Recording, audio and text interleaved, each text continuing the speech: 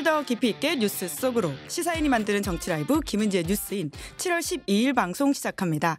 안녕하세요. 저는 시사인 김은지 기자고요. 오늘은 금요일, 그래서 특별 테마 방송으로 꾸려봤습니다. 이름하여 방구석 일열 특집이라고 하는데요. 이 키워드에는 두 분을 빼놓을 수가 없어서 오셨습니다. 두 분 안녕하세요. 안녕하세요. 안녕하세요. 저희 구독자분들한테 낯선 조합이어가지고 아마 많이 놀라실 것 같은데요. 뭐 얼굴 보시면 모르시는 분은 없겠지만 그래도 두 분 각각 원샷으로 인사 한번 해주시겠어요?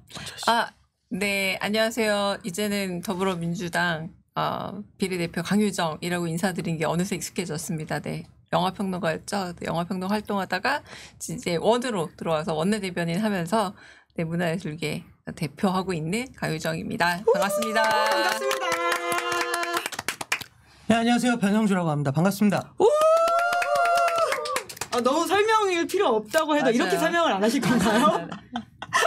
배용주 감독님, 어떻게 네. 두 분이 원래 이렇게 인연이 있으셔가지고 또 저희가 이렇게 조합을 모시게 됐는데 후원회장이시죠? 일단 제가 강유정 평론가를 굉장히 좋아했어요. 와, 과거형인가요? 지금 안 하시니까. 평론가로서. 특히 이제 화차를 되게 평을 잘해주셔서. 맞아요. 제 인생 영화 중 하나예요. 그래서 인생 영화다. 네. 그래서 마음속에 하트를 저장해 놓고 있는 사실은 되게 털털한 것 같지만 평론가 분류를 5종류로 하거든요. 네, 대충 쓴 것 같다, 잘 써줬다, 욕했다, 뭐라 그랬다, 뭐 이런 거 다 이렇게 적어놓고 내 있기 마음 때문에. 안에 평론가를 이렇게 분류했다. 그러기도 하고 워낙 강유정 평론가는 그러니까 문학 평론을 하시기도 하기 때문에 되게 이렇게 문장 자체가 되게 수려하고 좋다고 생각을 해왔어요. 그러다 이번에 국회의원이 되셔서 너무 잘 됐다. 그러니까 그 영화 쪽 국회의원이라기보다는 문화예술 전반에 걸쳐서 깊은 고민을 하는 국회의원으로 활동을 하실 것 같다는 생각이 들었죠. 제가 그 후원회장을 모시는데 사실 꼭 여성 영화인, 게다가 변형주 감독님을 모시고 싶어서 전화를 드리고, 그리고 나름 줄을 길게 서야 하는 디저트집 가서 줄 길게 서서 과자 하나 사서 그거 엄청 맛있었어요. 네. 찾아뵀죠. 그래서 얘기를 길게 하다가 감독님 저 후원회장 맡아주세요라고 부탁을 드렸고, 네, 해주셨어요. 흔쾌히. 그래서 저는 너무 든든했거든요. 그래서 오늘 후원회장님 이렇게 딱 버프 받으려고 나왔습니다. 네. 네. 그러다 보니까 앞에 이것도 먼저 설치하라고 변형주 감독님이 권해주셨습니다. 제가 원래 오래전부터 진선미 의원 후원회장을 하고 있어서 후원회장이 사실은 하는 일이 별로 없다는 걸 너무나 잘 알고 있었기 때문에 그러니까 그냥 그런 거죠. 이렇게 그 후원을 독려하는 영상 하나 찍고 그다음 선거 때 으쌰으쌰 좀 하면 되고. 그 쉬운 일은 아니죠. 네, 그래서 내가 너무너무 존경하고 좋아하는 두 분이라 제가 영광이고 전 개인적으로 정치인이란 직업을 되게 존경합니다. 왜냐하면 저로서는 도저히 할 수 없는 일들을 하시는 분들이라고 생각해요. 이를테면 싫은 사람하고 악수하는 거. 제 인생에 존재하지 않는 거거든요. 진짜 밥도 드셔야 됩니다.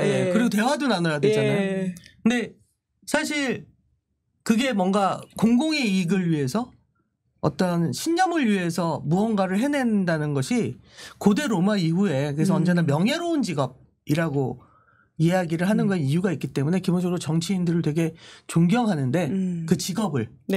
그런데 그 직업군을 열심히 하고 있는 두 분이라서 되게 기쁘고, 특히 강유정 의원님은 제가 있는 직장하고, 그러니까 제 직업군하고도 관련이 있잖아요. 그래서 되게 잘하셨으면 좋겠고, 실제로 지금 국회에서 이렇게 하시는 말씀 이렇게 뉴스로 나오는 거 보면 되게 잘하시더라고요. 대변인도 하시고 계시잖아요. 그렇죠. 원내대변인 하시는데. 처음 나오실 때는 좀 약간 떠벅떠벅 하시더니 요즘 되게 잘하시더라고. 금세 적응하셨네요. 그러면. 이제 2달밖에 안 되지 않았습니까? 네, 2달 됐죠. 네, 5월부터 시작해가지고, 개원한 지는 1달 됐지만 활동한 지는 2달 됐네요. 네.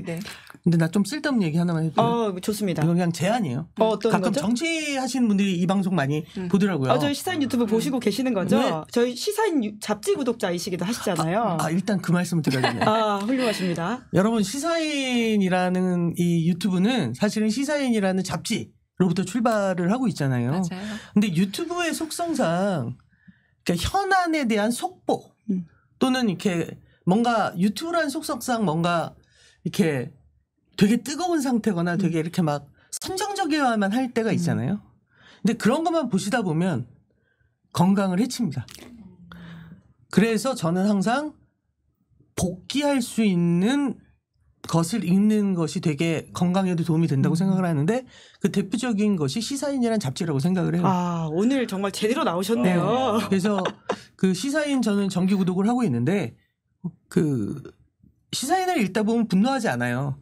왜냐하면 이미 어떤 것들이 정제되어 있기 때문에. 하지만 내가 좀 가끔씩 멍청한 생각을 하게 되는 것을 방지해 준다. 저번 총선에 대해서 가장 과학적이고 올바르게 복귀를 한 기사가 있느냐라고 한다면 전 당시 시사인 특집 기사였다고 생각을 합니다. 그래서 야, 진짜. 그 놓치지 마시고 예. 시사인 꼭 정기 구독을 하시면서 강유정 TV도 구독, 좋아요, 알림 설정 네 부탁드립니다. 오늘 진짜 하드 캐리하고 계십니다. 예. 저희 근데 원래 하고 싶었던 말은 그게 아니고 그 우리가 이제 그 비례대표에 대해서 이런저런 오해를 하잖아요. 그래서 뭐 뭔가 비례를 선정하는 것은 뭔가 특혜를 줬다고 착각하고 그게 아니라 원래 비례는 지역과 상관없이 전문 직종의 사람들을 비례로 모셔서 이를테면 현안이나 그 국가 경제나 정치나 문화 예술을 이렇게 하는데 도움이 되게 하는 역할을 하는 거잖아요. 근데 비례를 하고 나면 다시 지역구로 보내는 것에 대해서 저는 가끔 고민이 돼요. 그게 맞나? 그러니까 지역에서 지역민들과 정치를 잘하시는 분이 계시고 자기의 어떤 특정한 어떤 역할로 예를 들면 재윤경 전 의원 같은 경우에 주빌리 은행 같은 경우는 정말 저는 너무나 훌륭한 일이었다고 생각하거든요. 정말 그렇게 크지 않은 돈을 모아서 너무나 많은 분들이 더 이상 사채의 추심의 공포로부터 벗어날 수 있게 하는 이런 분들은 비례 몇 번 더 하면 안 되나라는 생각을 항상 했었어요. 네. 참 진짜 중요한 포인트를 그러니까 짚어주시고. 마찬가지로 문화예술도 그러니까 제가 후원회장이라서 그러는 건 정말 아닌데 후원회장이라서 하셔도 네. 되지 않습니까? 근데 아직 잘하는지 못하는지 모르잖아요. 또 냉정한 후원회장. 근데 정말 문화예술이나 이런 부분은 어떤 전문가가 4년 동안만 맞아요. 해서 될 일은 아닌 것 같다. 아니에요. 맞아요. 그래서 그 비례를 그러니까 이런 식으로 하지 않는 것도 좀 방법 아닌가. 뭔가 전문직들이 계속적으로 이런 걸 할 수 있게 했으면 좋겠다. 뭐 이런 생각. 네. 그리고 이제 뭐 누구든 비례에 나올 수 있다고 해놓고 명예를 훼손하는 식으로 이유를 들어 지난 비례해서 자르거나 이런 일도 없었으면 좋겠고. 네. 총선 당시 병역 이야기를 좀 기피가 하시는 것 뭐니? 같은데요. 병역 기피라고 하는 게. 예. 네. 그 당시 이제 임태훈 이제 군인권센터 소장에 대한 이야기를 그건 너무 해주시는 것 시사하셨다고 같은데요. 생각해요. 예. 네. 저희도 문제 있다라는 취지의 지적들을 네. 한 바가 있는데 좀 지켜봐야 된다라는 말씀을 하셨잖아요. 예, 그래서 벌써부터 이제 문체위에서 굉장히 돋보이는 의정 활동을 시작하신 것처럼 보이는데요. 특히나 이제 문체위가 어쩌다 보니 거기도 쟁점 상임위가 된 것 같아요. 쟁점 상임위가 됐죠. 그러니까 뭐 일단 저는 제 입장에선 첫 번째는 만약에 유인총 장관이 다시 문체부 장관이 안 됐더라면 그리고 용호선이 1차관으로 오지 않았다면 조금 저는 관대하게 봤을 것 같아요. 그런데 이건 마치 그 타임리프나 이런 영화들처럼 반복되는 악몽 구조랑 닮아 있잖아요. 아직 그 블랙리스트 법안도 제대로 마련이 안 됐고 피해자 구제도 안 된 상태에서 제가 이번에 현안 질의 과정에서 들었던 가장 기가 막힌 두 마디는 유인총 장관이 내가 가장 블랙리스트 피해자다라고 말하는 거예요. 유인춘 장관이 피해자인가요? 본인이. 예. 또 알고 싶지 않았던 뉴스를 들었다. 스스로 내가 최고의 피해자다. 본인이 네라고 예. 말을 하는 장면을 목도했고 두 번째는 뭐였냐면 앞에 계신 국민의힘 의원께서 판넬을 들고 자, 이 영화제에서 노무현입니다. 그대가 조국 이렇게 뭐 천안함 프로젝트를 쭉 얘기하면서 이렇게 좌편향 영화들이 상영되는 영화제들에 대해서라고 하면서 발언을 이어갔어요. 그래서 제가 거기서 일단은 중간에 끊고 좀 항의를 했어요. 네. 이런 식의 찍는 발언 말고 낙인 찍는 발언을 의장에서 해도 되느냐 상임위에서. 그리고 나중에 장관에게 다시 물어봤죠. 이런 영화들 예술이냐 아니냐? 아니래요. 그래서 본 적 있느냐? 본 적 없대요. 문체부 장관이 적어도 보고 나서 이건 예술이다 아니다라고 얘기해야 되는 거 아니냐? 관두십시오. 내가 여기 당신이 변명하느라 장관 그만두라고 이야기하신 거군요. 그러니까 예. 이제 얘기도 그만하십시오. 다 모든 사람들이 예. 보는 상황에 다 판단하실 겁니다라고 하는데 당신이 튀어나온 거예요. 보나 마나 예술이 아니고 목적을 가진 영화들은 예술이 아니다라고 얘기를 늘어나서 이제 거기 약간 설전이 있었는데 저는 대개의 평범한 의식이 있는 사람들이 이 장면을 보고 다 판단할 거라 생각했는데 판단하시더라고요. 문체부 장관 가이드라인 내린 거잖아요. 보지도 않은 작품. 보나 마나 예술이 아니다. 저는 차라리 봤으면 내가 봤더니 나와 의견이 다르다. 그럴 수 있다고 생각해요. 모든 예술은 목적을 갖고 있죠. 그러니까 돈 벌고 싶은 목적, 성공하고 싶은 목적, 맞아요. 또는 사람들을 울리고 싶은 목적, 네. 웃기고 싶은 목적. 뭐 거기에는 당연히 사람들에게 올바른 생각을 하고 싶은 목적, 또는 좋은 말씀 드리려고 하는 목적, 뭐 기타 등등 다양한 목적이 있고 목적이 없는 영화는 없죠. 그러니까 생각 없이 만들었어요라는 작품은 없잖아요. 그러니까 너무 마음 아픈 건 전 개인적으로 유인촌이라는 배우를 너무 사랑해요. 특히 그 임권택 감독님이 만드신 연산일기라는 오래전 영화에서 그렇죠. 그 유인촌 배우가 해냈던 연산이라는 맞아요. 캐릭터는 네.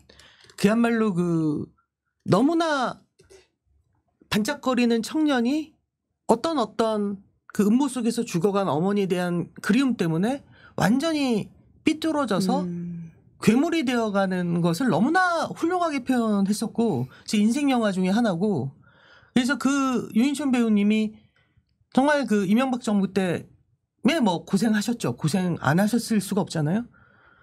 근데 그러고 난 뒤에는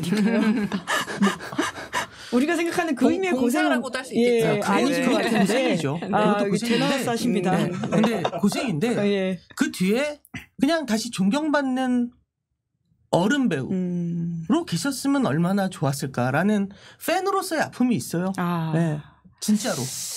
참. 네. 근데 막 그런 말씀을 하시는 걸 보면 너무 이번에는 더 잘해야지라고 생각하시는 것 같은데 그러지 않으셨으면 좋겠고. 그러니까 처음 오자마자 죄송합니다, 뭐 미안합니다 이런 말을 너무 천연스럽게 잘하시는 거예요. 그거 사실 저는 불길했어요.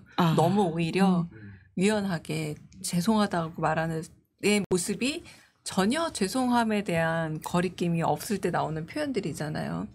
그래서 역시나 그랬구나라는 생각이 들고, 근데 뭐 이진숙 방통위원장 후보도 똑같이 영화를 좌우로 나누고 얼마나 단순한 이분법이고 세상을 보는데, 그런데 저는 그게 문제가 다른 게 아니라고 봐요. 누군가 인사권과 권력을 가진 굉장히 강력한 두 사람이 이렇게 나누는 걸 좋아하니까 세상의 모든 방향이 이분법으로 달려가는 것 같다는 거예요. 두 사람이라고 하시면 대통령 부부를 말씀하시는 거죠? 가장 세상을 나누기 좋은 기준으로 선택한 게 아닌가 이걸. 그래서 여기에 대해서 강력하게 말하는 사람일수록, 그래서 아주 무비판적이고 그런 부분에 대해서 강력하게 자아를 버리고 환대하는 사람일수록 자꾸 자리가 생기니까요.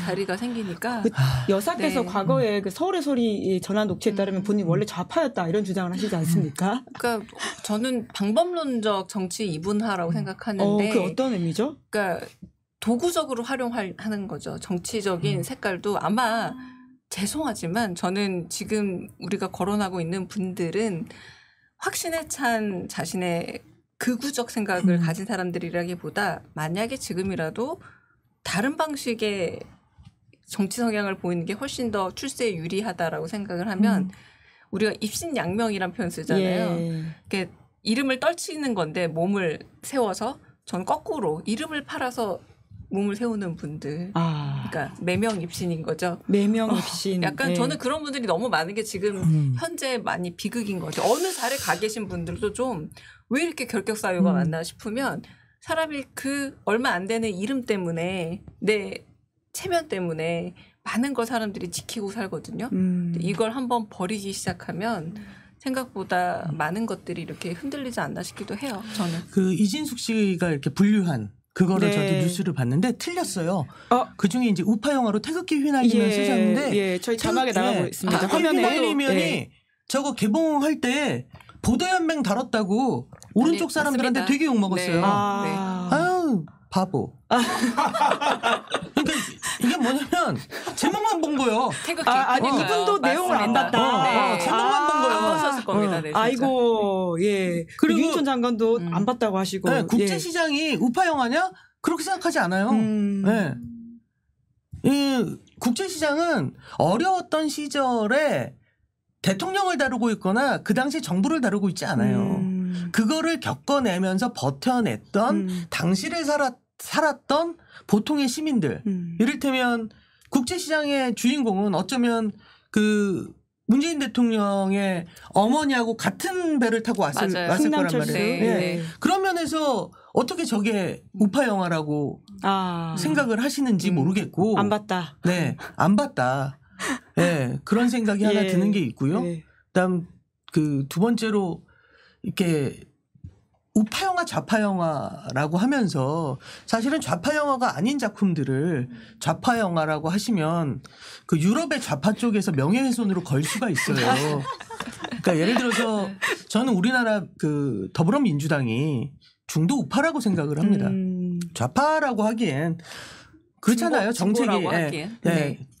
이를테면 그렇기 때문에 오히려 그 국민의힘이 우파이거나 중도 우파여야 더불어민주당한테 이기는 것이지 자꾸만 민주당을 좌파니 뭐로 몰면서 더 오른쪽으로 가시면 그러니까 저번 총선의 결과가 그 반복을 좀 심하게 오랫동안 되면 어쩌나라는 그 제가 우파인 아버지를 둔 딸로서 되게 우려와 걱정을 하게 되는 거죠. 이거 비꼬는 거 아니에요. 네. 저희 아버님은 고향이 평안북도시고 실제로. 네. 그리고 한국전쟁, 그러니까 6.25 전쟁에 참전을 하셔서 그 참전 용사세요. 무공훈장도 있으시고. 예. 무공훈장 있으시면 진짜 역할을 크게 하신 그리고 거네요. 저희 아버지가 얼마나 우파였냐면 김영삼 대통령이 대통령 후보로 나왔을 때 지금은 저곳에 있다 하더라도 옛부터 민주당에 있던 사람이니 믿을 수 없다고 정주영 씨를 당시에 찍었던 좀 찐 우파. 찐 우파. 예. 근데 이분이 이제 좀 쓸데없는 얘기해도 되나? 재밌습니다. 어차피 저희 아버지가 정말 언제나 우파였어요. 언제나 우파였고 저 대학교 때는 노량진 경찰서장에게 우리 아이를 유치장에 좀 넣어놓으면 빨갱이물이 빠질까 뭐 이런 생각을 할 정도로 실제 운동권이셨었잖아요. 운동권 중에서 저 밑에 있는 아무것도 아닌 운동권이었어요. 부안해동하는 일인이었을 뿐인데 근데 그 정도로 되게 우익적이었던 분인데 그러니까 나이가 들면 들수록 정치 얘기를 안 하게 되죠. 왜 옛날에 시사 유튜브에서도 그런 얘기 했었잖아. 어떤 그 구독자분이 구독자 인증하시네요. 그런 얘기했어. 근데 그래서 다른 얘기는 하는데 정치 얘기는 잘 안 하게 되고 기껏 한다는 게 뭐냐면 아버지가 저한테 너 뭐 술 담배 끊고 뭐 매주 성당 나가면 내가 민주당 찍어줄게. 뭐 진짜 찐의 마음이시네요. 술 담배 끊고까지 나왔습니다. 그런데 어느 날 박근혜 대통령 때예요. 그때 막 남북 전쟁 위기 있었잖아. 근데 아버지가 그 뉴스를 보다가 갑자기 우시는 거야. 뭐지? 왜 그러시냐? 그랬더니 그때부터 이제 아버지의 청년 시절 얘기를 듣는 거예요. 그러니까 저희 아버지는 그 6.25 전쟁 때 자기가 총을 쏴서 죽였던 사람들, 적군이죠. 당연히 적군이죠. 전쟁 중이니까. 또는 너무 위험해 보여서 도와주지 못해서 죽었던 사람들 얼굴 하나하나를 여전히 지금도 기억하고 있다. 그게 전쟁이라는 것의 공포다. 끔찍합니다. 그래서 자기 마음속엔 단 하나의 자부심이 있었는데 내 자식들, 내 후손들에게는 전쟁을 물려주지 않고 그 고통은 우리가 다 겪었다라는 자부심이 있었다. 그 우파 아버지의 자부심. 근데 저 대통령이 뭐라고 그 전쟁이란 끔찍함을 우리 후손들에게도 주려고 저렇게 하느냐. 그러면서 그때부터 아버지랑 처음으로 이야기를 하게 됐어요. 그래서 정치 이야기가 아니죠. 아버지의 젊은 시절 얘기를 듣기 시작한 거예요. 저는 우리 세대나 저보다 더 어린 세대가 왜 부모와 이렇게 척을 지냐면 부모의 내 나이에 대해서 얘기를 잘 듣지 않는다. 그리고 부모도 아이들의 그 나이 때 자기가 해내고 이겨낸 것만 얘기하지 자기가 받았던 상처에 대해서 얘기해 주지 않는다. 근데 그런 얘기를 하다 보니까 너무 친해져서 저희 아버지가 굉장히 그 극단적인 문재인 지지자로 돌변을 하셨죠. 그래, 성공하셨다. 남북 평화 어렵게 어떤 협력 가셨네요. 분위기가 아무것도 안 생기니까. 했어요. 아무것도 안 하고 그러더니 몇십 년을 구독해온 모 신문을 끊으시고 네. 보수 언론 신문. 제이요? 예, 제이. 지읒. 시 아닌가요? 지읒시옷. 지읒시옷. 예. 지읒시옷. 예, 그 신문을 끊으시고. 예. 그리고선 근데 내가 굉장히 극단적이라고 하는 게 저희 아버지의 저번 대선 때 바람은 문재인 대통령이 한 번 더 하는 거였어요. 그래서 아버지 헌법상 그게 안 됩니다. 왜 그러냐? 박정희는 하지 않았느냐? 아버지 그렇게 생각하시면 안 됩니다. 네. 가끔 이제 그렇게 돌출하시지만 그런 거예요. 그러니까 모든 나이 든 사람들은 젊은 시절에 상처들이 있다. 그 상처를 공유하는 순간 우리는 굉장히 많은 얘기를 나눌 수 있다는 생각이 들어서 네, 죄송합니다. 또 산으로 가고야 중요한 말았네요. 팁이네요. 네. 네, 그런데 그러면 아버지께서 지금 윤석열 정부를 바라보시는 시각은 사실 지금 안 보이기 굉장히 고조돼 있다는 이야기 많잖아요. 되게 걱정 많이 하시고 정말 걱정 많이 하세요. 그러니까 진짜 여전히 보수적인 관점을 가지고 계신 아버지. 여전히 아버지는 아니, 보수적인. 진짜 보수라면 전쟁을 두려워해야죠. 그리고 네, 진짜 보수라면 아버지한테 자꾸만 이상한 카톡 보내지 마세요. 누가 보내시나요? 어디선가 와. 그래서 무슨 그 우크라이나가 6.25 전쟁 때 유엔군으로 참전했다는 등 이런 말도 안 되는 거짓말을 넘어서서 멍청한 그런 카톡 좀 보내지 마요.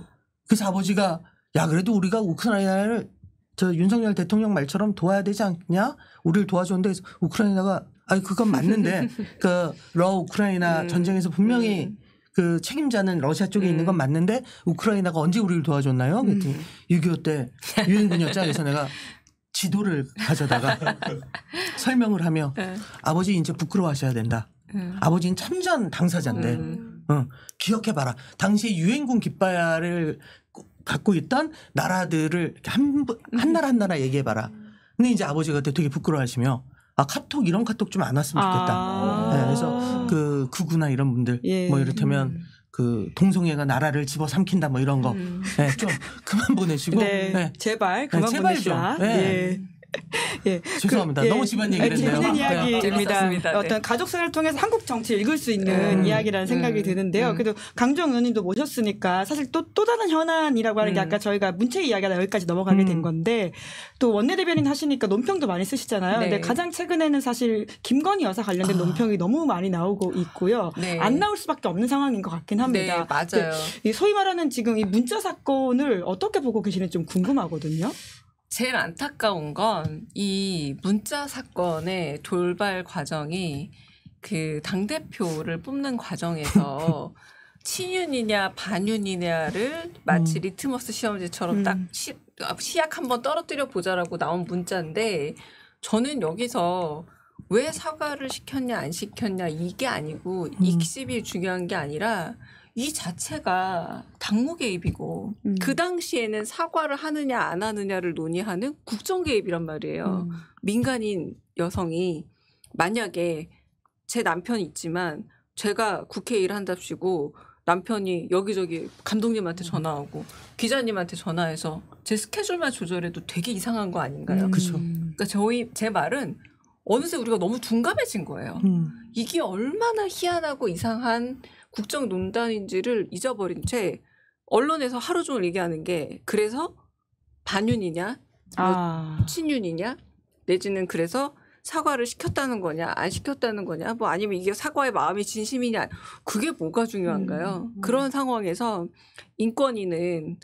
권익위는 털어주기 바쁘죠. 그리고 정말 희한한 요즘 패턴 중 하나가 두 부부가 우즈베키스탄을 가든 혹은 하와이를 가든 비행기만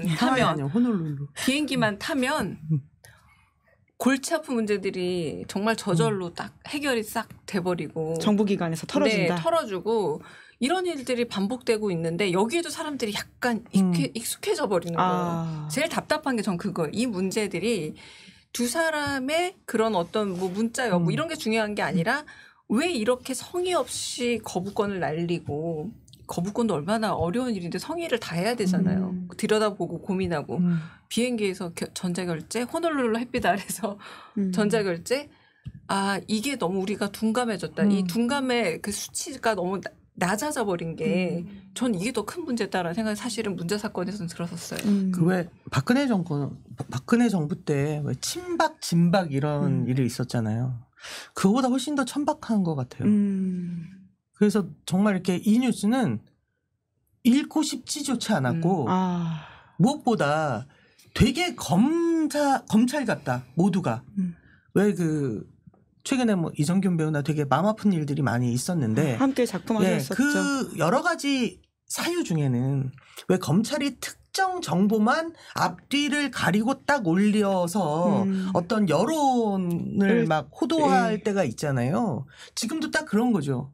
도대체 이 둘은 어떤 문자를 하던 사이였고, 그렇죠. 그리고 왜 하고, 왜 하고, 그리고 그 문자는 어떤 관계 속에서 나온 것인가 없이 딱 검찰처럼 이 부분만 딱 정보를 공유해주고 비사실 공표를 하는 언론 플레이다. 예. 그러니까 저는 그게 이 건만이 아니라 지난 몇 년 동안 그 관계부처들 전부가 마치 그 정치 검찰이 피의 사실 공표를 되게 교묘하게 해왔던 방식을 그대로 다들 계속 써먹고 있는 것 같다.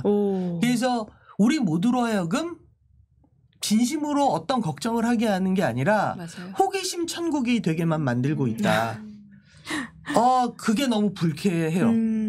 그러니까 어느 쪽이 더 잘못했다에 관심 없고 네네. 도대체 뭐 하는 거냐. 그러니까 그 감독님 말씀처럼 맥락을 제거하는 거죠. 뚝 띄어서 그리고 계속 어떤 한 부분을 오물투척하듯이 계속 던져요. 요거 띄어서 던지고 요거 띄어서 던지면 마치 모자이크를 우리가 다 조각을 맞추면 하나가 그림이 되지만 한 피스마다 던져버리면 무슨 그림인지 모르게 만드는 것처럼 사실상 일맥상통하게 어떤 흐름들이 있거든요. 그럼에도 불구하고 저는 일부러 맥을 좀 끊어가면서 그때그때 눈에 띄는 것들을 던져버리는 게 아닌가. 이번에도 그 문자도 사람들이 아니나 다를까 우르르 몰려가긴 했잖아요. 근데 우르르 몰려갔지만 정확한 건 진짜 맥락이 없다. 맥락을 일부러 제거한 상태로 던져진 정보다라는 생각이 듭니다. 그래서 대통령 영부인께서 도대체 무엇을 사과해야 하는가가 빠져 있는 거예요. 맞아요. 네. 중요한 지적이시네요. 그건 빠져 있는 거예요. 그러니까 왜 사과를 해야 되죠? 그게 어떤 일인 거죠? 그게 실제로 왜 하면 안 되는 일이었거나 왜 많은 분들이 그거에 대해서 그 분노하셨죠? 는 다 빠져 있는 채 이제는 카더라와 어떤 그 누군가가 폭로한 문자들로 그러니까 정치 기사가 아니라 그 썬데이 서울 같아지는 거죠. 네. 옛날에 어떤 그런 그러니까 썬데이 서울을 무시하는 것이 아니라 그런 그 연예의 가십이나 이런 걸 나는 옐로우 페이퍼가 되는 거예요. 그래서 그런 걸 자꾸 하다 보면 우리는 분노하거나 걱정하는 게 아니라 이렇게 치를 떨거나 그 깔보거나 무시하거나 낄낄거리게 되거든요. 근데 그 중에 어떤 것도 세상이 좋아진 데는 도움이 안 되는 태도잖아요. 그러니까 그게 되게 걱정이 돼서 그래서 시사인을 정기 구독해서 읽게 되는 것 같습니다. 결론까지 아름다운 이야기를. 나 오늘 되는 날인가 봐. 아름다운 이야기를 해주시는데 이제 그러다 보니까 이제 오히려 드라마가 현실보다 더 덜 드라마틱하다라는 이야기가 나오고 있지 않습니까? 네, 맞습니다. 네네. 최근에 이제 드라마를 그 잘 보기도 힘들지만 뭐 돌풍 많이들 얘기를 하고 근데 그건 있었어요. 제가 정치 신인이잖아요. 겨우 2달밖에 안 된. 그러니까 그 전엔 영화를 비평하던 사람이었다가 정치인 돼서 보니까 그런 거 아시죠? 감독님을 그린 영화를 보면 감독님으로서 참을 수 없는 개연성의 그 부재 이런 것들이 느껴질 때 있잖아요. 그런 좀 재미있는 기자들도 그런 게 있습니다. 그러니까 디테일이 막 눈에 들어오고 컨텐츠 안에 묘사된 기자와 컨텐츠 안에 묘사된 정치인과 이런 차이들이 있는데 그냥 저는 이제 영화 평론가로 먼저 말씀을 드리면 1화까지는 나름 재밌게 보다가 그 안톤 체홉의 유명한 말이 있거든요. 총이 등장하면 발사가 돼야 된다. 그렇죠. 근데 2화에서 이거 비유로 그 총이 2번 발사되는 걸 봤어요. 제가. 그러니까 이렇게 되면 이거는 습관성이 되고 요러면 좀 등장한 총이 재미가 없어지는데 라고 사실 한참 쉬었어요. 그러고 나서 이제 그럼 이제 내가 정치인으로 한번 봐보자. 이제 비평가 말고 정치인으로 정치인이 묘사된 걸 보자. 재밌는 건 그 김희애 씨 방이 712호로 의원회관이 돼 그 있길래 디테일도 보셨군요. 아, 저 방이 누구 방인지 찾아봐야겠다라고 했더니 예. 의원회관 방호과에서 쓰는 역시 누구의 방이 아니었어요. 아, 나름 일부러 디테일하게 그렇게, 그 방을 선택했구나라는 아. 걸 알게 됐고 세 번째는 생각보다 너무 수사학적인 정치가 많더라. 그건 어떤 말씀이세요? 말로 주고받는 더 걸어오지 마, 한 걸음만 더 뭐 이런 것들이 멋있는 대사처럼 보이지만 적재적소가 아니라 과한데 생각보다 실제 정치는 선택과 결정과 집중 이후 책임이더라고요. 오. 네, 그런 와 네. 진짜 이건 현실 정치인만 네. 해줄 수 있는 리뷰시네요. 네. 와. 어느 순간 이걸 네. 선택해서 결정을 하고 집중적으로 하지만 거기에 대한 책임을 나 혼자 다 지는 거더라고요. 당도 두 번째고 동료도 두 번째고 그래서 그런 문제에서 여기선 선택이 계속 반복되는 비슷한 선택들이잖아요. 그렇죠. 예. 야 기회가 많다 생각이 네. 들었습니다. 저를 보면서 굉장히 기회가 자주 스포를 주어지는구나. 걱정하지 마시고 좀 더 직접적으로 말씀하셔도 괜찮긴 아, 합니다. 예, 네, 네. 저희가 그건 저희가 책임지겠습니다. 네, 네. 수직 소리고요. 네. 하지 네. 마세요. 네. 이렇게 네. 아니 좀 슬쩍 이렇게 미끼를 던지면 안 돼요. 아니 디테일을 네. 말씀해 주시는 걸 참으시는 것 같아가지고 저는 그냥 그 8월 16일부터 MBC에서 그 제가 연출한 드라마가 방영이 되거든요. 좀 더 자세하게 제목이 뭔가요? 백설공주에게 죽음을. 오, 네, 익숙한 제목입니다. 변요한, 고준, 예. 고보결, 김보라 배우가 오. 나오는 좋아하는 네. 배우들만 네. 나오네요. 그렇게 아니에요. 네, 오버하고 있네요. 저희 후원 회장이지만 네. 저는 후원하는 감독님. 네. 그래서 8월 16일부터 그 14부작으로 8월 16일이면요. 예, 그 올림픽 끝나면 바로 해요. 예, 예. 네. 어차피 이번 올림픽에 우리 축구팀도 없지 않습니까? 슬픈 이야기네요. 네. 돌풍이 아니라 지금 네. 백설공주에게 죽음을 네, 그리고 봐야 된다. 네.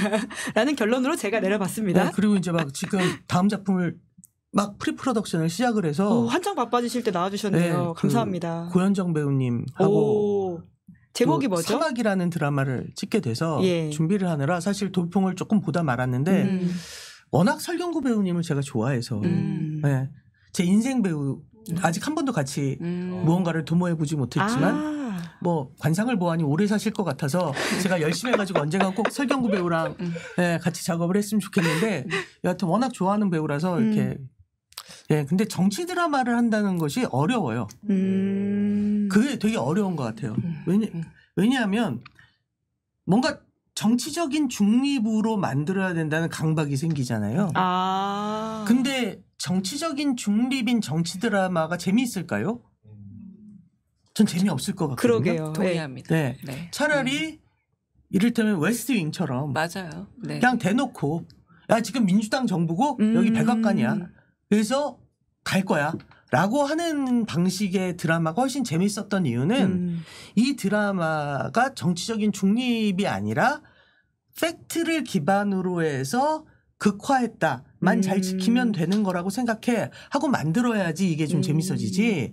이 당도 나쁘고 저 당도 나빠 뭐 이런 말은 사실은 누구나 하는 말이고 정치인은 진짜 믿을 수 없어 이런 말도 42년째 어디선가 누구가 하고 있는 말이고 그러니 이게 재밌기가 어렵죠. 예. 아니야 좋은 정치만이 세상을 구할 수 있어 라고 말하는 드라마를 만들면 넌 정치적으로 너무 편향적이야 라고 할까봐 못하게 되니까 그래서 정치 드라마가 특히 한국에서 어려운 것 같아요. 굳이 제가 변명을 하자면 정치 드라마의 어려움에 대해서 저도 동의한 게 마음껏 더 편향적이어야 훨씬 더 재미있고 그리고 훨씬 사실성이 있고 깊이 있는 이야기들이 나오지 않을까 싶어요. 네. 웨스팅 이야기 주셨으니까 그럼 다음 이야기를 좀 넘어가 보면 될 것 같긴 한데요. 근데 저희 제작진들이랑 돌풍 이야기 잠깐 하다가 워낙 이번 주 여의도 분들은 많이 이야기하시더라고요. 좀 재밌는 리뷰가 그 이제 관련자들 특히 대통령이 자꾸 핸드폰 개인 핸드폰을 사용하신다는 거예요. 그게 지금 현실과 너무 겹쳐서 신경이 쓰이더라라고 하는 리뷰를 하는 게 재밌게 있었습니다. 그 방구석 일렬이라고 한다면 이제 영화 이야기들이 중심이 될 텐데 아까 이제 웨스트윙 이야기 하셨잖아요. 그러니까 워낙 정치 덕후들한테는 많은 평가를 받고 있는 작품인데 저희가 미리 두 분께 정치 덕후 그리고 지금의 정치 최고 지도자인 윤석열 대통령한테 권하는 영화를 받았거든요.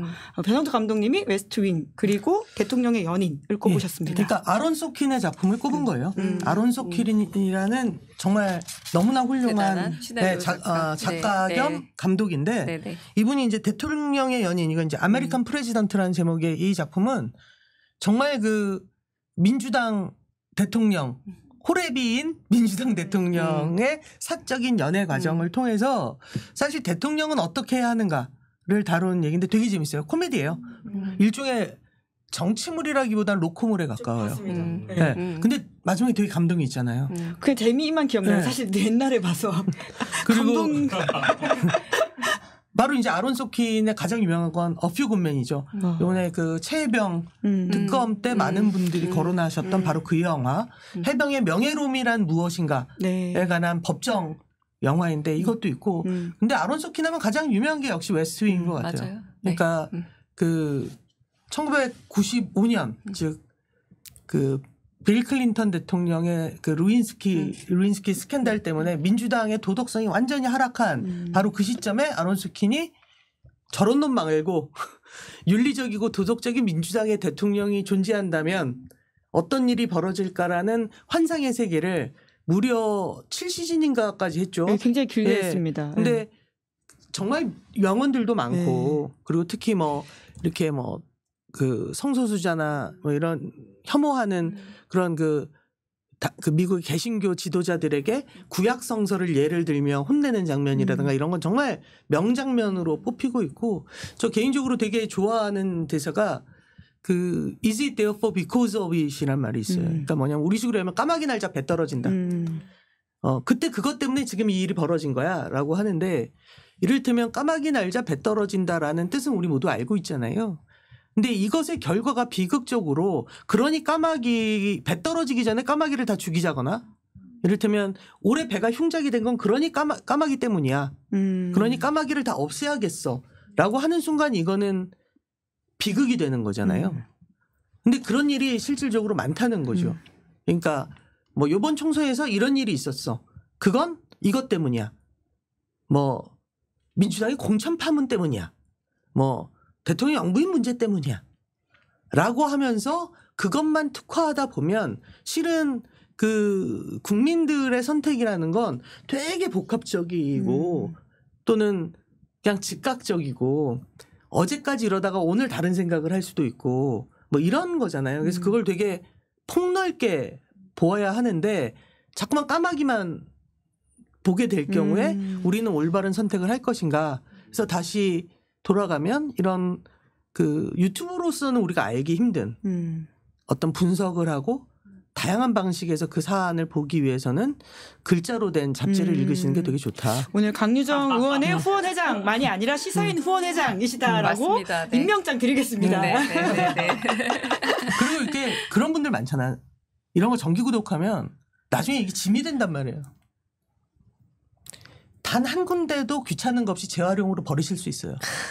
네. 정말 가시는 길에 저희가 절해야 될 것 같다는 생각이 듭니다. 네, 강정 의원님은 킹메이커 외교관 이렇게 두 작품 꼽아오셨습니다. 그 일단은 킹메이커가 원래 이게 섹스피어 그 희곡 시저에서 그 한 구절이 나와요. 그 아이즈 오브 마치라고 3월의 가장 높은 날 이제 사건이 일어날 거다. 그래서 3월 15일이라는 뜻이고 원제는 이 아이즈 오브 마치인데 우리한테는 영어식 표현인데다가 그쵸. 셰익스피어 16세기 영어니까 더 어색해서 킹메이커라고 이제 제목을 바꿔서 나왔는데 그러니까 대통령 선거 과정을 보여주긴 합니다만 우리가 굉장히 많이 보는 서사예요. 아주 그 푸른 꿈을 청운의 꿈을 가지고 제대로 정치를 해보겠다라고 이 세계에 돌입했던 한 청년이 우리가 알고 있는 뻔한 정치인이 되는 과정이 그대로 그려지지만 아주 서늘하고 그리고 좀 건조하게 보여주는 영화입니다. 그러니까 거기에 이 사람이 뭐 괴로워하고 뭐 이런 것들이 아니라 이게 사실은 정치판뿐만 아니라 모든 사람들이 아까 제가 말씀드렸던 거 선택과 책임을 질 때 이 사이에서 어떤 선택을 하느냐가 결국은 그 사람의 인생을 만든다는 걸 보여주는데 저는 굉장히 훌륭하게 봤고요. 이 작품에서 음악을 맡은 사람이 그 새끼의 알렉산드르 데스플라예요. 그래서 음악도 좋고 맞아요. 그래서 이 조지 클루니가 배우로도 훌륭하지만 간혹 영화로 굉장히 훌륭한 작품들을 연출하는데 저는 이 작품이 아주 인상적이고 한국에서 정치 영화가 요 정도 수준을만 만들어줘도 엄청나죠. 정말 좋겠다라고 하면서 봤던 그러니까 사건들이 일어나는 건 우리나라 드라마에서 많이 봤던 사건이에요. 다만 다른 것 다루는 온도와 거리 그 정도 차이인데 온도와 거리 네, 멋있는 말씀이시네요. 온도와 거리를 조금 조율하면 이렇게 멋있는 작품이 나온다라는 생각이 드는 작품이라 좀 추천해 드립니다. 네. 그렇죠. 네. 그리고 외교관은 넷플릭스 오리지널. 넷플릭스 외교관인데 예. 이건 약간 개인적인 것도 있어요. 거기에 그 두 부부가 나오는데 그 아내가 외교관인데 자꾸 이 여성은 물론 중동에 되게 격전지에서 외교관 근무를 하긴 했지만 그닥 중앙 정치에 가고 싶어 하지 않는 캐릭터인데 상황이 자꾸 몰아가고 특히 남편이 많이 푸시를 하거든요. 이걸 보게 되는 것도 제 남편이 갑자기 되게 재밌다. 너 한번 봐라. 그래서 봤더니 정말 재밌는 거예요. 그리고 외교가 정치에 있어서 별게 아니라 이게 전쟁을 조율하고 혹은 만들기도 하고 멈추기도 하고 어떤 사소한 오해가 돌이킬 수 없는 갈등을 만든다라는 걸 보여줘서 외교를 이해하는 것도 좋았지만 그 관계 속에서 어떤 선택을 하느냐도 재밌었는데 저를 되게 정치계로 많이 민 사람이 남편이거든요. 그래서 이 사람이 이 작품을 보여준 이유도 있었나라는 생각이 들 것도 있고 무엇보다 복잡하고 우리랑 아주 관계 없었을 것 같은 외교의 여러 의전들. 그래서 저는 보면서 지금 김건희 정부가 얼마나 외교 의전에 있어서 결격 사유인가라는 것도 윤석열 정부 아니고 김건희 정부인가요? 정부에서 지금 얼마나 외교에 있어서 혹은 의전에 있어서 많은 기본적인 상식에 위배되어 있는가 보면은 어느 자리에 가면 어떤 식의 스커트도 있고 어떤 잔을 써야 되고 이런 것들이 생각보다 구체적인 의전 매뉴얼이 있더라고요. 예. 드라마에서도 다뤄지고 있는 걸 무시하고 있구나라는 것도 많이 보여줍니다. 제가 방금 전에 굉장히 정치적 중립을 지키면서 재밌을 법한 드라마 를 생각했어요. 뭐죠? 최병 특검을 통해 진실을 밝히고자 모든 걸 걸고 헌신하는 국민의힘 의원 얘기를 하는 거예요. 만약에 만든다면요? 네. 그럼 되게 정치적으로 중립처럼 보이지 않아? 최병 특검법을 통과시키기 위해서 모든 것을 통과시키려고 하는 국회의원 국민의힘 출신. 그렇지만 그냥 국민의힘 중진 의원. 국민의힘 중진 안철수 의원. 안철수 의원인데 이번에 그분이 이제 당황하시는 것 같은데요. 생각했던 캐릭터는 아니신가 봐요. 아닌데? 아니네요. 예. 근데 이러면 안 돼. 정말 이건 꼭 이 특검은 꼭 통과됐으면 좋겠어요. 그러니까 그럼요. 너무 마음 아프고 이 특검에는 뭐가 함께냐면 우리의 젊은 청춘들이 어찌됐건 나라를 위해서 자기의 의무를 다하는데 하필이면 올해 몇 번의 죽음이 있었잖아요. 또 그렇죠. 훈련병하고 이것에 대해서 우리가 함께 책임지지 않으면 어떡할 거야. 그러니까 최병 특검을 해낸다는 건 단순하게 최병의 안타까운 죽음의 진실을 아는 것뿐만이 아니라 보아라. 우리의 아이들이 나라를 위해 군대에 갔다면 제대로 이 아이들을 지켜내지 않으면 니들 아작난다. 라는 어떤 국민적 경고를 줄 수도 있다고 생각을 하거든요. 그래서 감독님, 요즘에 제가 굉장히 화가 났던 사건 중 하나가 뭐였냐면 그 필리버스터 과정에서 주진우 의원, 주진우 검사 출신 의원이 내가 가지고 있는 법적 논리의 완결성을 좀 더 강화해 볼게라는 취지에서 예를 들어 장비가 파손되었다면 이라고 예를 들었다는 거예요. 지금도 전혀 반성 안 하고 이 논리는 맞다고 주장하고 있거든요. 심지어 맞제소 하겠다라고 하고 있죠. 그걸 지적하니까. 그러니까 당신이 더 이상 검사가 아니라 정치인이라는 거. 근데 검사도 그러면 안 되잖아요. 맞죠. 그러니까 저는 검사 조금 포기했습니다. 이제는 약간 그래서 저는 국회에서 꼭 그 법도 통과됐으면 좋겠어요. 그 미국처럼 검사도 네. 지방선거 때 교육감 뽑으면서 뽑읍시다. 투표. 네.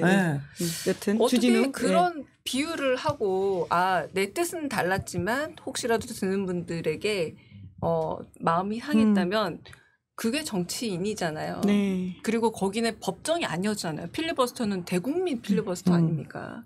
근데 거기에 그런 묘사를 쓰고 비유를 한 게 왜 잘못됐다고 모든 사람들이 이렇게 얘기하는지를 전혀 이해하지 못하더라고요. 사람이 이름은 괜찮은데. 네. 네, 진짜 저도 참 충격을 많이 받았던 맞아요. 이야기인데 네. 필리버스터라고 하는 게 긴 시간 이루어지다 보니까 본인의 어떤 속내들이 결국 드러나는 게 맞습니다. 아닌가라는 의심까지 네네. 들더라고요. 그쵸. 네네. 예, 그 이후에 하는 태도들도 사실 예. 끝으로 윤석열 대통령한테 추천해주는 영화를 짚어보면 좋을 것 같은데 변형주 감독님은 나 다니엘 블레이크, 강유정 의원님은 왕의 남자를 추천해 주셨습니다. 이유가 있으시겠죠? 저는 이건 진심으로 대통령이 잘했으면 좋겠어요. 왜냐하면 어찌됐건 선거의 결과로 이분이 대통령이 됐고 막 지금 뭐 굉장히 더 나간 말 하시는 분들도 있지만 민주공화국 체계에서 불행한 일이 또 반복되는 건 너무 슬픈 일이라고 전 생각을 해요. 그래서 우리 모두가 회피할 수 있는 유일한 길은 이분이 잘했으면 좋겠다. 지금부터라도 잘했으면 좋겠다. 그러면 이분을 잘하려면 어떤 영화를 보면 이분이 좋을까? 저는 켄 로치라는 제가 너무 존경하는 감독의 영화 중에 나 다니엘 블레이크라는 작품을 추천한 이유는 이것이 측은지심에 관한 얘기이기 때문이에요. 돈이 없어 너무 힘든 사람들. 그래서 정말 사는 게 힘든 사람들. 장애가 있어서 옆 동네 친구를 만나러 가는데 지하철 엘리베이터가 없어서 목숨을 걸어야 되는 장애인에 관해서. 장애인의 이동권에 대해서. 네. 또는 정말 어렵게 돈을 벌기 위해 이 나라까지 와서 그 입에도 맞지 않는 한국 음식을 먹으며 장시간에 이 더운 데서 노동을 하다가 돌아가시게 됐을 때 그분 마음속에 한이 외국인이기 때문에 관계없는 한인가. 우리와 같은 공동체 안에 있는 네. 아픔인데. 그래서 이런 거에 대해서 뭐 이를테면 그 노동의 권리를 보자 이런 게 아니라 측은지심. 네. 나보다 어려운 사람에 대해서 안타까워하는 마음. 누군가의 죽음을 보고 아우 왜 죽었어? 라고 하는 게 아니라 어떻게 하다 그런 일이 벌어졌을까라는 안타까운 마음은 인간이 가져야 되는 기본적인 도리잖아요. 저는 이 도리를 지키는 순간 국민들이 덜 아파할 것임이 분명하다라고 생각을 해요. 그래서 나 다니엘 블레이크라는 영화에 이런 대사가 나옵니다. 나는 요구합니다. 당신이 나를 존중해 주기를. 나는 한 명의 시민 그 이상도 그 이하도 아닙니다. 그러니까 내가 특별하기 때문에 나를 존중해 달라는 것이 아니라 한 명의 시민인 것뿐이에요. 그 이상도 아니고 그 이하도 아닌 보통의 시민 한 명을 존중하시는 순간 굉장히 많은 것들이 달라질 수 있다. 그래서 정말 만약 이거 보시기가 어려우시다면 제가 DVD를 제공해드릴. 변 감독님이 지금 전해드린다고 합니다. 꼭 보시라고 합니다. 용산에다가. 그리고 저는 영부인께서 얼마 전에 분향소를 갔죠. 교통사고. 분향소는 아니죠. 그러니까 교통사고라고 해야 되나? 어떤 엄청난 사건으로 굉장히 많은 분이 돌아가셨죠. 너무 좋았어요. 여사가 거기 추모를 간 것이. 추모를 가신 거 너무나 고마웠어요. 근데 여사님 다른 데도 가주세요. 그 마음 그대로 가지시고 이를테면 그 공장도 한번 가주시고 아리셀 화재 현장 그리고 그 훈련병이 죽었던 바로 곳도 가주셔서 그러니까 바쁘시겠지만 저는 되게 훌륭하다고 생각해요. 영부인께서 정말 혼자 와서 추모를 하시는구나. 그 마음 그대로 다른 곳, 더 많은 곳, 이태원 유가족들. 그 마음 그대로 가주신다면 저는 국민들이 덜 힘들 것 같다. 그래서 꼭 다른 곳도 다녀오시면 꼭 가셨으면 좋겠다. 네. 그러면서 함께 나 다니엘 블레이크를 보셔라. 이거 한 편 보시면 켄 로치 영화를 다 보고 싶으실 것이다. 그렇게 되면 도대체 이런 좋은 영화는 누가 수입하는 거지? 예술 영화를 전문적으로 수입하는 아주 어려운 회사들이 있구나. 이 회사들은 어떤 식으로 하지? 부산영화제, 무슨 부천영화제, 전주국제영화제 말고도 서울에 굉장히 작지만 열심히 하는 영화제들이 있구나. 어머, 8월에는 서울국제 여성영화제가 있네. 야, 이건 그러면 전 세계 여성들이 오늘날 어떻게 사는지를 알 수 있겠구나. 그럼 극장에서 영화 보시고 12월이 되면 서울독립영화제? 아, 그래. 유 장관이 그렇게 걱정을 하지만 뭔가 젊은 친구들이 되게 많은 곳이니 한번 가서 보자. 그래서 바로 지금 정말 한국 영화의 미래들이 만들어내는 단편과 장편을 보시고, 왜냐하면 두영화제가 너무 어려워요. 왜냐하면 시장님께서 예산을 확 줄여주셔서. 오세훈 시장이요? 예. 그래서 정말 여러분들도 많이 와주셨으면 좋겠어요. 그러니까 뭐 서울국제여성영화제나 서울독립영화제나 오셔서 시민들이 지켜주시는 방법이 제일 옳은 방법이니까. 근데 이 영화 보시고 그런 영화제들도 오시고 그러시면 저는 놀랍게도 변할 거다. 그리고 변하면 제일 좋은 게 누구냐? 보통의 우리들이죠. 라고 생각합니다. 변홍두 감독님이 진정 측은지심이 있는 사람이 아닐까라는 생각이 들기도 했습니다. 변해야 되고 변할 것이다 라고 하는 말씀에 아니, 무게가 변해야 된다. 예, 그러니까요. 거기까지 좀 가닿았으면 좋겠어요. 많은 이들 지쳐 하시잖아요. 그러니까요. 안 변할 것 같다라고 하는 그 절망감들이 더 커지고 있는 시절이다 보니까 변했으면 좋겠습니다. 예.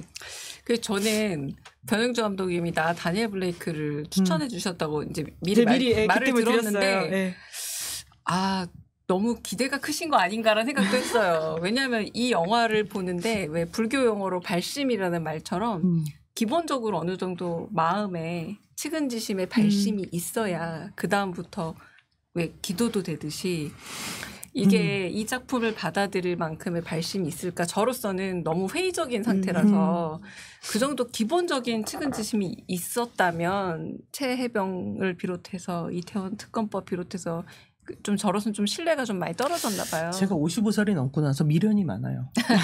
네네. 근데 저는 이렇게 강동님이 가지고 있는 방금 이제 미련이라고 표현하는 이 미련이 세상을 바꾼 힘이라고 생각해요. 근데 왜 저는 왕의 남자를 골랐느냐? 제가 일단은 그 공화정 내지는 민주정 이후에 비슷한 캐릭터나 이걸 찾기 좀 어려웠다라는 농담을 좀 던지면서 정치인 대전이 진짜 말 함부로 잘한다. 좀 뭔가 지금 모든 의사결정 구조가 좀 제왕적이라는 생각이 들어요. 제왕적인 의사결정 구조가 가진 그 문제가 우리는 민주주의 사회를 살고 있는데 제왕적 결정을 내리니까 계속 수신발신 간에 큰 오류가 생기고 이러다 간혹 사고가 생기는 게 아닌가라는 생각이 들거든요. 그러면서 저기에 나오는 주인공은 사실은 왕이 아니라 왕의 남자들이라 부르는 목숨을 걸고 고귀하는 사람들이거든요. 좀 최근에 많은 분들이 그런 얘기를 해요. 25만 원 생계 그 지원금 언제쯤 현실화돼요라는 얘기를 많이 물어보세요. 왜 물어보나 하면 정말 팍팍하시대요. 그럼요. 정말 살기 너무 힘들고 그 사람들은 진짜 삶을 걸고 고개를 하듯이 하루하루 살아가고 있는데 영화도 보면은 보고 막 즐거워하잖아요. 그리고 더 뭐 재밌는 걸 원하고 그렇게 보자면 이 연민이란 감정이라는 게 참 재능이구나. 연민을 가진 지도자라는 게 참 필요한데 재능. 저 연산군은 자기만 그 연민하는 캐릭터거든요. 자기 연민의 어떤 화신이죠. 나만 엄마하고 맞아요. 불쌍한 거 맞죠. 하지만 그 연민이 나만을 향하고 나만 감쌀 때 세상이 얼마나 혹독해지는지도 보여주지만 이 영화는 영화 자체로도 음악도 좋고 연기도 좋고 보기 좋지만 하지만 결국은 마지막 결말을 보다 보면 네 언젠가 끝이 있다라는 생각을 하게 되는 작품이기도 해서 좀 추천드립니다. 네. 너무 고급진 오늘 이 정치와 문화 콘텐츠를 같이 이야기할 수 있는 시간인 것 같아서 듣고 있는데 완전 빠져든다라는 생각 듭니다. 정말 사회성이 좋아요. 사회를 잘한다라고 하셔야 되는 거 아닌가요? 사실 김민지 기자랑 저랑 술 친구거든요. 그래서 영광입니다. 아니 됐어요. 근데 대작을 해주시다니. 이렇게 이야기 듣다 보니까 시간이 벌써 이렇게 되었는데요.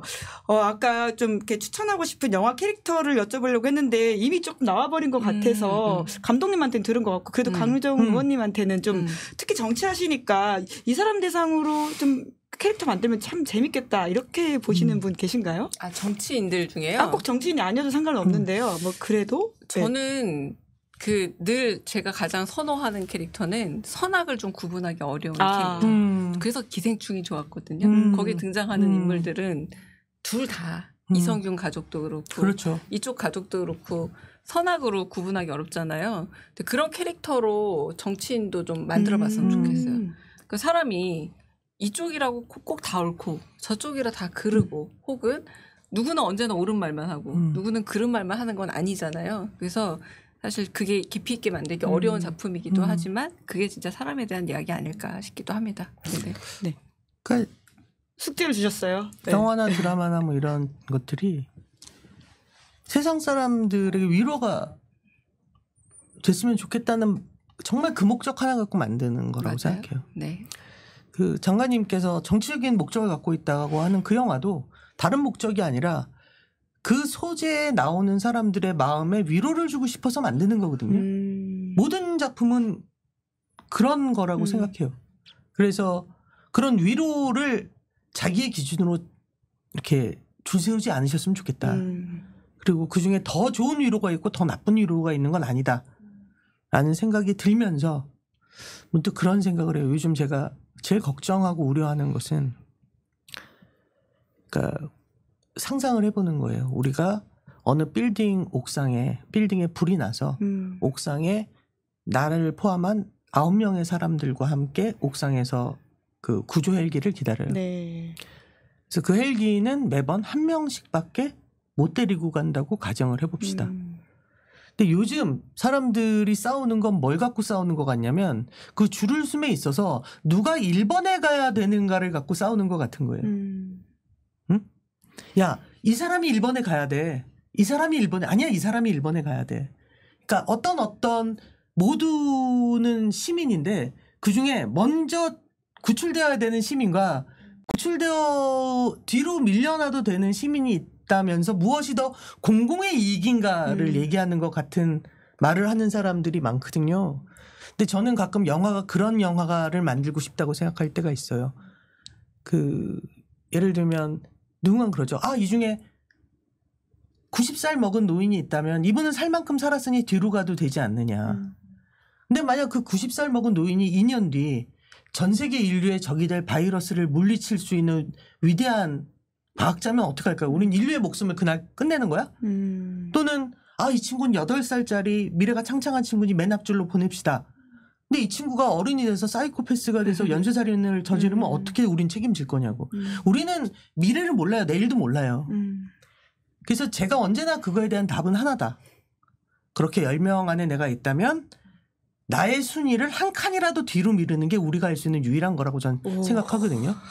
그걸 위선이라고 하셔도 좋아요. 맞아요. 제가 이걸 한 몇 년 전에 생각을 했는데 그때는 한 5명쯤 됐을 때 얘기를 하더라고. 안녕하세요. 저 혹시 방구석 일려 보신 적 있으세요? 뭐 이런 생각을 하게 돼요. 응?